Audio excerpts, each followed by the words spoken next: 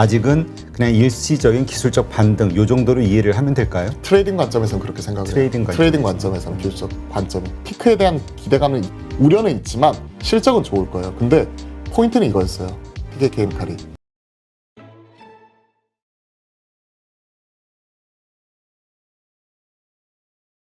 오늘 나오신 분은 메이크잇 박장윤 이사님. 안녕하세요. 네, 안녕하세요. 네. 자, 2차 전지주도 한번 잠깐 볼까요? 네. 오늘은 좀 모습이 괜찮은 것 같아요. 소재주들 쪽. 사실 LG 화학이 이렇게 박살이 나고 SK 뭐 이노베이션을 비롯해가지고 좋은 모습은 아니잖아요. SK 이노베이션도 1.6% 빠지고 있는데 오늘 보면 에코프로가 다 해줬어요. 그냥 에코프로 BM이. 에코프로 BM이 다 해줬죠. 일단 에코프로 BM에 대해서 좀 간단하게 실적을 좀 체크해 보도록 하겠습니다. 일단 어닝 서프라이즈가 났어요. 어닝 서프라이즈가 났고 이와 관련 지어가지고 시장에서는 이에 따른 반응이 나왔던 거죠. 보시면 아시겠지만 어닝 서프라이즈의 초반 강세 뭐 이런 내용이 나왔고 시장은 추정치 이런 부분을 크게 비트하는 모습이 나타났습니다. 보면 영업이익이 406억을 기록을 했죠. 그러면서 전년 동기 대비해서 130% 성장하는 모습이 나타났다. 시장의 추정치는 얼마였냐면 지금 보시면 아시겠지만 358억. 그렇기 때문에 시장 추정치 대비해가지고 대략 한 20% 정도의 어닝 서프라이즈를 기록을 했었죠.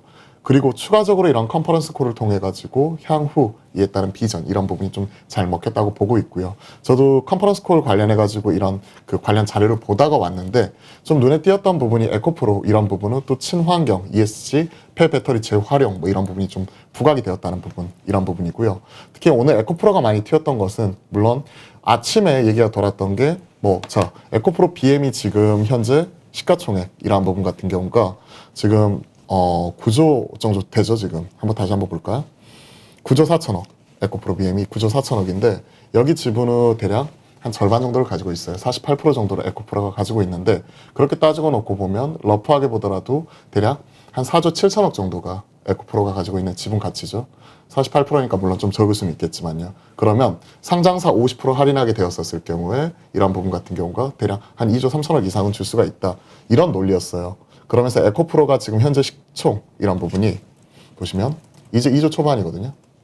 그렇기 때문에 이에 따른 뭐 지분가치 이런 부분, 디스카운트한 부분에도 미치지 못하고 그리고 본업단의 이런 폐배터리 재활용 같은 이런 친환경 사업 이런 부분이 부각이 되면서 오늘은 에코프로가 16.4% 이렇게 급등하는 모습이고 에코프로 BM이 오늘 실적을 뽑아주니까 마찬가지로 NNF 같은 이런 친구들이 올라왔는데 하나 아쉽게도 에코프로 BM과 에코프로는 아직도 강한 모습이지만 여타 다른 종목들 보시면요. 음봉 전환했던지 여기 보면 오른쪽에 그냥 위에 이렇게 윗꼬리가 달려있죠. 이런 부분을 놓고 보았었을 때 최근에 많이 떨어진 데 따른 일정 부분의 되돌림이 나오긴 했지만 시장은 주도 섹터로서 계속해서 끌고 가는 힘 자체는 약간은 부족하더라. 즉 시장의 주봉단 이상은 10% 이상의 조정이 나온 이후에 기존의 주도 섹터였던 2차 전지가 지금 쉬어가고 있는 반면 새롭게 부각이 되고 있는 앞서 말씀드렸던 게임, 엔터, 미디어, 컨텐츠, NFT, 메타버스 그리고 가상자산을 결합한 이런 신성장 동력을 갖추고 있는 기업들이 지금 시장을 주도하고 있구나. 이런 시장 판때기 자체를 좀 읽으시면 좋을 것 같습니다. 네. 하여튼 참 주도주가 좀 상처를 입었다. 2차 전지 소재주. 네. 우리 이제 그런 평가들을 많이 했잖아요. 그리고 이것이 다시 원위치로 다시 그 강한 힘을 보기는 좀 상당한 시간이 필요할 것 같다. 이런 의견들이 주류를 이뤘는데 거기 동의하시나요? 일단 전 그렇게 생각을 해요. 뭐 2, 3주 전에도 2차 전지에 대해서 제 개인적인 소견에 대해서 말씀드릴 때 기존에 길게 끌고 가신 분들 입장에서는 지금 현 시점에서는 굳이 팔 필요는 없다. 최소한 주봉상 추세선이라고 하는 20주선 이런 부분이 훼손이 되기 전까지는 그대로 홀딩하시면 돼요. 다만 단기 고점 위에서 물리셨던 분들이라든지 아니면 신규 접근하시려는 분들은 셈법은 다르다. 위에서 물리셨던 분들은 한 3주 전에 리스크 관리 해야 된다라고 분명히 말씀드렸고 구체적으로 이와 관련해서는 꼭 찾아보세요. 그리고 신규 접근하시려는 분들은 매수 타이밍 자체를 좀 더 늦춰보자 이렇게 말씀드렸습니다. 그리고 나서 한 1, 2주 정도 지나니까 또 노이즈가 나왔었죠. 기존에 우리나라가 주도했었던 3원계, 4원계 배터리, NCM, NCMA, NCA 같은 이런 쪽에서 리튬 인산철이라고 하고 있는 이런 인산철 배터리 쪽으로 넘어가다 보니까 안 그래도 지금 주도 섹터 변화 이런 부분이 나오려는 찰나에 한 대 더 맞은 거죠. 울고 싶었는데 뺨을 제대로 때려준 거예요. 그러면서 이에 따른 밸류에이션 이런 부분이 정당화될 수 있느냐에 따른 노이즈가 나오면서 흔들리는 모습이 나타나고 있고 그거는 오늘 에코프로 개별적인 실적으로서 보여주기는 했지만 이게 개별적으로 에코프로 관련된 그룹 중에 유독 세잖아요.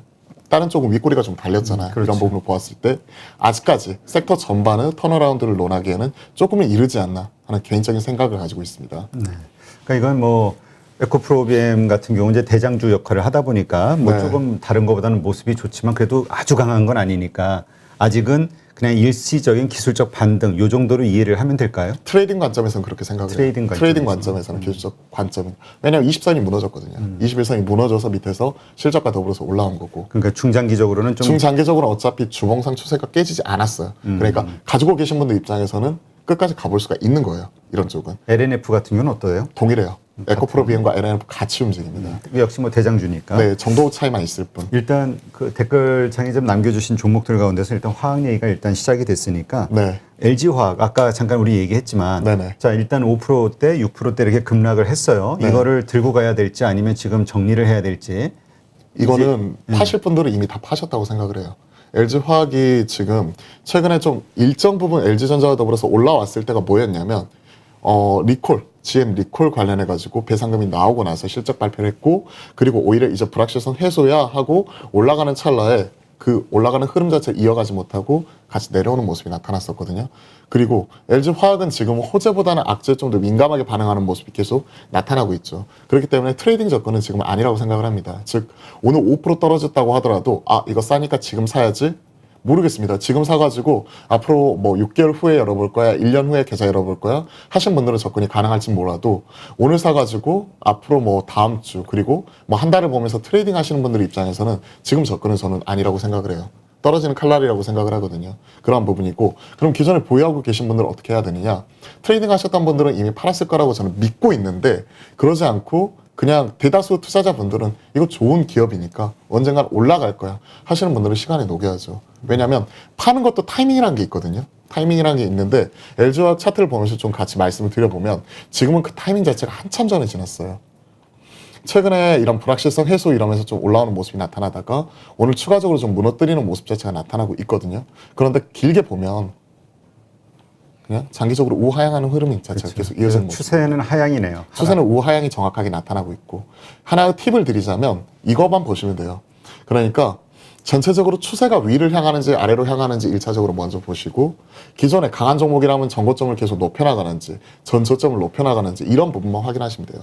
그 반대되는 경우라면 오히려 투자 트레이딩 관점에서는 좀 매수 리스트에서는 바깥에 있는 거죠. 즉 이렇게 추세적으로 하향하고 있고 고점 자체를 높여가지 못하고 보시면 아시겠지만 고점 자체를 계속 낮춰가고 있잖아요. 그죠? 이러한 모습이 나타나고 있는 종목은 개인적으로 그렇게 선호하지는 않습니다. 그래서 좀 다소 냉정하게 들릴 수도 있어요. 좋은 기업인데 네가 뭐라고 이렇게 얘기를 해. 전에 한국조선해양과 현대중공업에 대해서 얘기하면서 욕도 많이 먹었는데 제가 뭐라고 말씀드렸죠? 저는요.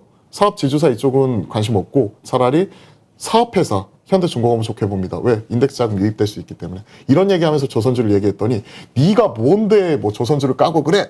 이렇게 하시면 뭐 할 말은 없겠지만 제 개인적인 관점에서 놓고 봤을 때 LG화학 물론 좋은 회사죠. 근데 저는 좀 더 안정이 될 때까지 지켜보도록 하고 기존에 가지고 계신 분들 입장에서는 그냥 홀딩 관점까지 말씀드려볼게요. 수익이 남분이라면은 뭐 이익 챙길 수 실현하는 있다고 것도 생각해요. 괜찮다. 네, 밑에 사셨던 분들이라면 오늘 전 수익 실현할 수도 있다고 생각을 합니다. 네. 자, SKI 테크놀로지 네. 뭐 비슷하죠. 분리막 동일해요. 회사인데 이거는 어떻습니까? 거의 동일하다고 생각을 합니다. 동일하다고 생각을 하고 있고 이 친구도 그냥 크게 보면 딱 이거예요. 전 투자 원칙은 되게 심플할수록 좋다고 생각을 하거든요. 제 차트를 보시면 되게 심플해요. 한번 보여드릴게요. 보시면 되게 간단하죠. 우하향이다. 다 지워서 하락 추세다. 네, 하락 추세에 놓여 있고 제 차트를 보여드리는 게 여러분들이 많이 참고하시는 보조 지표들 있잖아요. 그리고 뭐 볼린저 밴드부터 해가지고 일목균형표, MACD 오실레이터 등등등. 근데 보시면 제 차트에는 거래량도 없네요. 거래량도 없고 딱 있는 거라고는 그냥 선 3개 끝. 그냥 여러분들이 심플한 기준을 가지고 접근하셨으면 좋겠어요. 왜 갑자기 SKI 테크놀로지 얘기하면서 이런 얘기를 하느냐? LG화학과 저는 크게 다르지 않다고 생각을 하고 있거든요.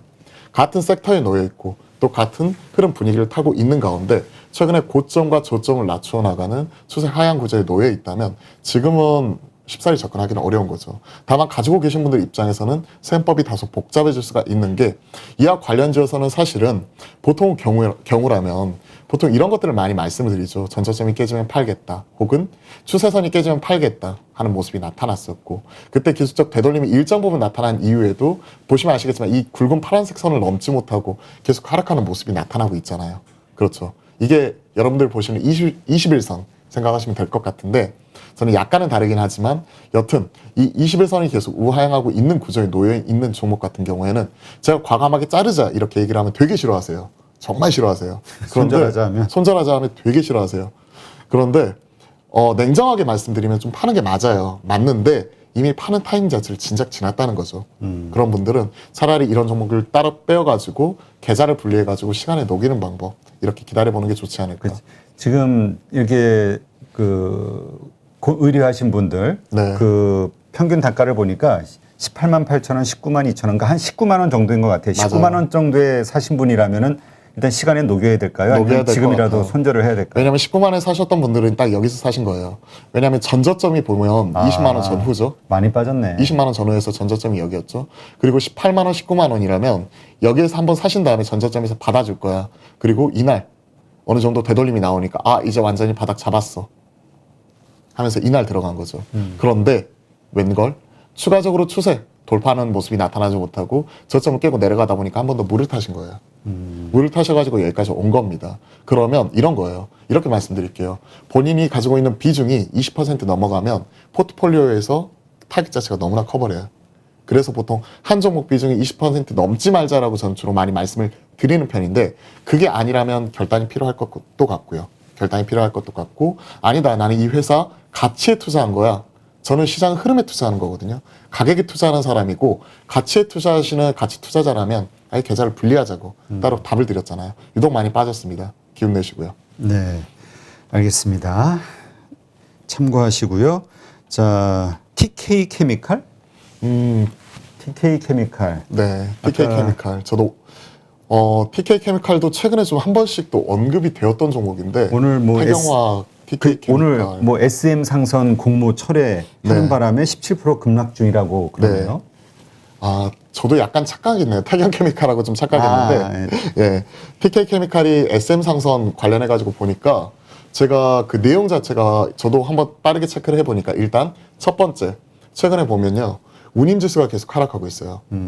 뭐 CCFI, SCFI라고 하는 뭐 상해 컨테이너 운임지수, 차이나 컨테이너 운임지수가 4주 연속 빠지고 있고요. 대표적으로 이제 이쪽과 별개로 또 BDI, 벌크선 운임지수도 최근에 지난달에 5,700 찍었거든요. 지금 얼마인지 아세요? 3,400까지 떨어졌어요. 5,700 찍었던 게 3,400까지 급격하게 지금 한 40% 빠졌거든요. 그러한 가운데서 SM 상선, 그냥 컨선이잖아요. 컨테이너 선사 관련되어서 일단 타이밍 자체는 지금이 뭐 피크에 대한 기대감은 우려는 있지만 실적은 좋을 거예요. 근데 포인트는 이거였어요. TK 케미칼이 이번에 공모를 하는데 재미있게도 신주를 발행을 많이 하잖아요. 근데 구주 매출이 절반이에요. 그게 되게 재밌더라고요. 같이 한번 봐볼까요, 뉴스를? 저도 그 아침에 하도 유독 많이 떨어지길래 저도 그 부분을 체크를 했었는데,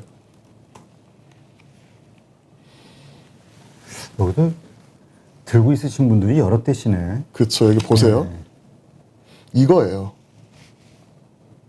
IPO, 그러니까 Initial Public Offering이라고 해서 신주를 상장하는 부분입니다. 근데 보통 기업들은 신주를 상장을 하게 되면 기존의 구주주들이 자기가 가지고 있는 지분 자체를 지키고 있는 상황에서 신주를 발행을 해가지고 보통 상장을 많이 하죠. 물론 그렇죠. 그러다 보면 같이 희석이 되는 부분도 있지만, 근데 보세요. 아니, IPO 절반이 구주 매출이다. 이거 뭐지? 그러면 가지고 있는 대주주가 자기 거 지분 다 넘기는 거 아니야? 그러면서 경영 승계용일까? 이런 얘기가 나오면서 취소가 된 거죠. 구체적으로 취소 이런 부분까지도 같이 얘기가 나오면서 오늘 이에 따른 기대감에 올라왔던 부분이 그냥 같이 깨져버린 거죠. 아쉽게도 이거는 지금이라도 손절해야 돼요. 왜냐면 지금이라도? 지금이라도. 앞서 말씀드렸던 SKI 테크놀로지, LG 화학 뭐 이러한 종목들은 실체가 있는 종목이고요. 기존의 주도 섹터였던 2차 전지에 있기 때문에 따로 떼어놔서 시간에 녹여보자라고 말씀드린 거예요. 다만 TK 케미칼 같은 경우에는 SM 상선에 대한 상장에 대한 기대감 이런 부분으로 인해서 연초에 올라왔고, 그리고 나서 많이 이런 부분 올라왔네. 약간 희석이 된 이후에 옆으로 횡보한 이후에 지금은 전저점을 깨고 내려가는 완전히 개별적인 종목이거든요. 그러한 부분을 감안해 놓고 보면 저는 저는 지금 17% 빠졌잖아요. 네. 장중 이런 조정이나 되돌림 이런 부분 이용해서 빠져나와야 된다고 생각을 하고 나는 그래도 17%에는 죽어도 못 팔겠어 하시는 분들이라면 이것 딱 하나 기억하세요. 저는 그냥 반가이라는 표현을 많이 써요. 그냥 필드에서 반가이라고 표현을 하거든요. 그냥 절반 정도 회복하는 가격이 지금 보시면 빨간색 선이거든요. 이게 전저점 부근이에요. 보면 재미있게도 또 보면 6,045원 딱 체크가 되죠.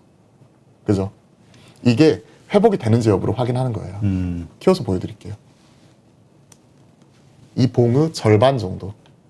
그러니까 제가 무슨 얘기냐, 오늘 이렇게 급락을 했다. 근데 내일 들어서 혹시나 이게 시장은 오해였어 이러면서 되돌리는 모습이 나타나는 그 기준선 자체가 전 절반이라고 보는 거예요. 떨어진 거 절반, 최소한 이 반가이 이상을 하는 모습이 나타나면 그래도 가져갈 수는 있겠다라고 생각을 할 수가 있는데, 현 시점에서는 취소가 된 이후에 그런 모습이 나타날 것 같지는 않아서 최소한 1차적인 목표가는 대략 한 6,000원 정도 이런 부분 보면서 6,000원 넘어가게 되면 저는 분할적으로 매도를 할 것 같고요.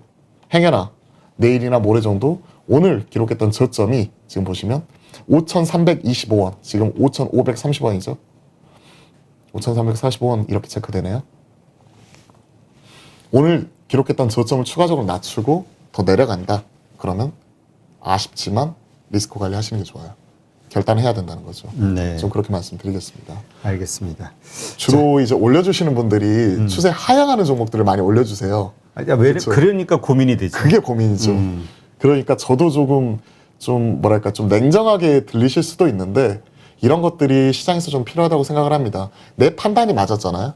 내 판단이 맞고 그랬으면 오히려 시장에서 반응이 나오면서 올라가요. 근데 아쉽게도 계속해서 떨어졌다는 얘기는 내 판단이 틀렸다는 거예요. 그러면 이게 전문가하고 비전문가 그리고 주린이와 최소한 그 이상 투자자를 구분하는 기준인데, 내가 틀렸으면요 유연하게 시장에 발맞춰서 대응할 수 있으신 분들은 전문가라고 생각을 하고 있고, 그렇지 못하고 나만의 생각과 고집을 가지고 언젠가는 올라갈 거야 시간에 녹이시는 분들 입장에서는 그에 따른 결단은 본인이 하셔야죠.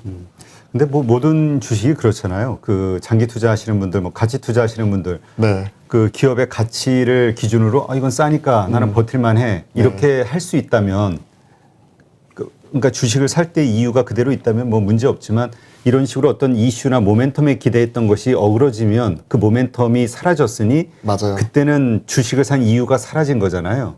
이걸 좀 잘 분간을 하셔야 될 것 같다는 생각이 들어요. 가치 투자 컨셉에서는 내가 생각했었던 펀더멘털 이슈, 내가 투자하려고 했던 투자 포인트는 그대로인 상황에서 주가가 빠지면 더 싸게 살 수 있고 더 많이 살 수 있는 기회라고 생각을 해서 싸게 사가지고 나중에 제 가치를 찾아왔을 때 비싸게 파는 게 목표예요. 근데 저같이 필드에서 참여하는 필드 플레이들 같은 경우는 싸게 사서 비싸게 파는 거에 관심 없어요. 오히려 이런 것들은 싸게 사서 비싸게 팔려고 하면 언제 비싸게 팔 건데 시간에 대해서 얘기를 해야 되는데, 그 시간에 대해서 얘기해 주는 사람은 아무도 없어요. 희망회로 돌리라고만 얘기를 하죠. 언젠가는 올라옵니다. 좋은 기업이니까요. 그게 언제 올라오는데요? 3년 후에? 5년 후에? 한 달 후에 올라올 수도 있죠. 근데 그걸 모르겠어요. 그러다 보니까 저 같은 사람 관심사는 오히려 가격이 올라갈 때 사가지고요, 가격이 떨어질 때 팝니다. 무슨 얘기냐? 가격 같은 경우가 어느 정도 바닥을 확인하고 다시 한번 되돌림이 나올 때, 아니면 상승하는 종목이면 20선에서 지지 나오고 다시 튀는 모습이 나타나서 올라갈 때 사가지고 이 추세 흐름이 깨졌을 때, 꺾였을 때 그때 파는 거죠. 그러니까 그 기존 차이를 딱 명확하게 인식을 하시고, 아까 펀더멘털 이 부분에 대해서 싸게 사가지고 아까 그 부분에 말씀을 하신 거잖아요. 말 그대로 펀더멘털 이상은 없는데 싸게 살 수 있는 좋은 기회다 생각할 수 있는 종목과 그렇지 아니한 종목이 있어요. 그래서 내가 처음에 투자를 했었던 투자 그 원칙, 그 초심에 대해서 다시 한번 돌아보시고 그게 깨지면 파는 게 맞아요. 그러면 SM 상선은 TK케미칼은 SM 상선을 상장에 기대했으면 그게 깨졌으면 파는 게 맞는 거죠. 그러니까 이제 그것이 정확한 뉴스인지 아니면 루머인지, 왜 그거에 대해서 잘못 오해하고 뭐 실수할 수 있는 거니까 그런 그 진위 여부만 정확하게 판단하고 나서 그 다음에 맞는 어떤 액션을 취하는 게 정확하겠네요. 그게 정확한데 시장이 주식이 어려운 게 뉴스라든지 그런 부분이 나오기 전에 소문에 사서 뉴스에 팔라는 얘기가 나오는 게 주가는 그런 부분을 선 반응해서 먼저 움직여 버립니다.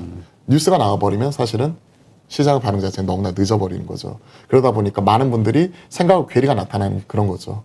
이 회사 자체가 좋아질 거야, 실적 좋아질 거야, 이런 부분 주가에 반응이 되어서 먼저 올라가고 나서 막상 좋은 실적이 나왔음에도 불구하고 오히려 깨지는 경우가 많죠. 근데 다수 투자자분들은 뉴스를 보고 사세요. 좋은 실적이 나왔기 때문에 이 회사 이렇게 좋은데 왜 빠져? 이러면서 샀는데 오히려 그때서부터 빠지는 경우를 정말 많이 봤었죠. 그런 것들 구분하셨으면 좋겠어요. 네. 그래서 이제 주식이 참 어렵다라는 네, 이제 맞아요. 이야기를 하는 건데 잘 판단하시고요. 자, 지금 또 많이 빠지고 있는 섹터라고 할까요? 주식이 호텔 신라. 아쉽네요. 위드 코로나 해가지고 정말 큰 기대감, 대장주의 역할을 하는 거 아니냐 기대감을 줬었는데 쫙 빠져버렸어요. 맞아요. 유독 세게 두들겨 맞았어요. 그리고 또 공교롭게도 이게 위드 코로나 1단계 시작한 11월 1일 전후에 가지고 이러한 반응이 같이 나타났기 때문에 좀 아쉽게 생각을 합니다. 보시면 갭으로 빠져버렸어요. 갭으로 빠져버렸고 이게 정확하게 11월 1일입니다. 시장에서는 이에 따른 모멘텀 소멸을 같이 보고 있는 것 같아요. 비단 호텔 신라뿐만이 아니라 이때 여행, 항공, 카지노 할 것 없이 모두 다 이번 주 들어서 또 급락하는 모습이 나타났었죠. 반응은 이거였어요. 실적이 우리가 예상했던, 생각했던 것보다 더 안 좋았고, 그리고 위드 코로나 하면 오히려 우리가 일상으로 복귀할 줄 알았어요. 근데 오늘 코로나 몇 명 발생한지 보셨죠? 2,600명이 넘었더라고요. 그러니까 일상으로 복귀는 했는데 이게 완전히 정상화되기까지는 상당 부분 시간이 필요하구나 하는 부분 자체를 다시 한번 이런 부분을 실감하는 것 같아요. 2,600명 넘어가는 사람 중에서 대략 뭐 10대 그리고 돌파 감염이 절반 이상이라고 하더라고요. 이런 부분을 놓고 보았었을 때 이에 따른 기대감에 올라왔었던 일정 부분의 주가가 최근에는 이에 따른 실망감에 같이 흔들리는 모습이 나타나고 있다고 생각을 하고 있고요. 호텔 신라도 좀 아쉽습니다. 개인적으로 좀 아쉬운 게 최소한 지수가 지금 3,000선은 좀 깨지긴 했지만 2,900대 기록했었던 이 저점 이런 부분을 좀 지켜주는 게 좋아했죠. 좋죠. 강한 종목이라면 사실은 지금 현 시점 2,900대 기록했던 이 저가를 깨고 내려오지도 않았겠죠. 그런 모습이 갭으로 깨는 모습이 같이 나타나고 있어서 최소한 좀 더 시간이 필요할 것 같다라고 말씀드리고요. 많은 분들이 떨어지고 있는 다수 종목들 이런 부분에 좀 계속해서 시간을 녹이는 부분이 나타나서 좀 개인적으로 좀 안타깝긴 해요. 그런 모습이 나타나고 있는데 이 부분은 어떻게 말씀드리는 게 좋을까요? 일단은 좀 기다려 봐야 될 것 같습니다. 아예 안 좋은 종목이나 아까 개별적인 모멘텀을 가지고 있는 종목은 오늘처럼 뭐 아까 17% 떨어질 때도 좀 파셔야 됩니다라고 말씀드릴 수가 있겠는데 호텔 신라는 그런 건 아니거든요. 이보다 더 나빠질 게 있을까 할 만큼 지금 유독 많이 안 좋아졌는데 이제는 이런 부분 자체가 언제쯤 되돌림이 나올지는 저도 알 수는 없지만 그래도 지금 이 자리에서 저는 지진다고 표현을 하거든요. 많은 필드 플레이어들이 지진다고 표현하는데 지지는 건 아닌 것 같아요. 기다려보죠. 네. 자, 노랑풍선하고 모두 투어도 한번 봐보죠. 동일한 것 같아요. 노랑풍선 모두 투어도 추가적으로 더 떨어져 버립니다. 그러니까 섹터가 같이 하락하는 것 같아요. 위드 네. 코로나 해가지고 여행 관련주들. 노랑풍선 모두 투어 그나마 이런 쪽은 면세점 대비해서 상당히 좋은 모습이었는데 최근에 완연하게도 추세가 꺾였어요.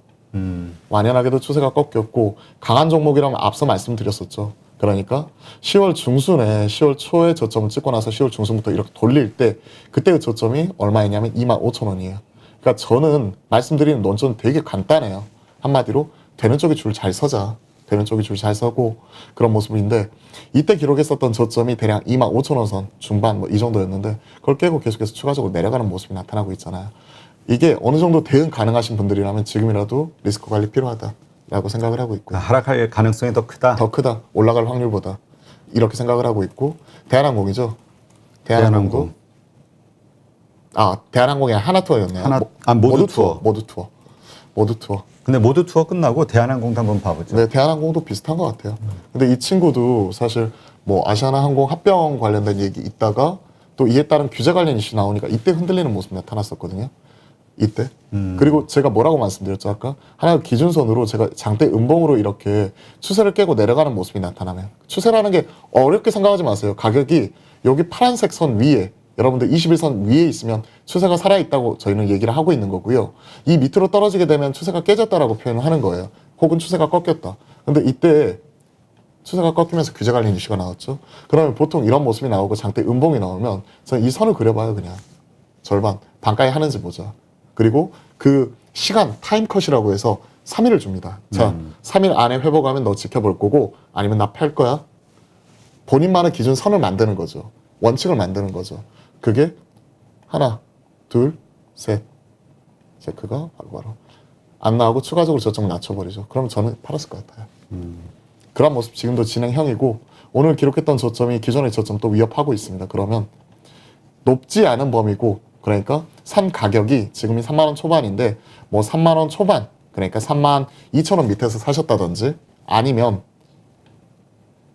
지금 비중 자체가 한 10%, 5에서 10% 정도로 그냥 짧게 단타하려고 들어갔어. 싸 보여서 샀어. 하시는 분들이라면 과감한 결단으로 손절. 이렇게 생각을 하고 있어요. 대한항공도.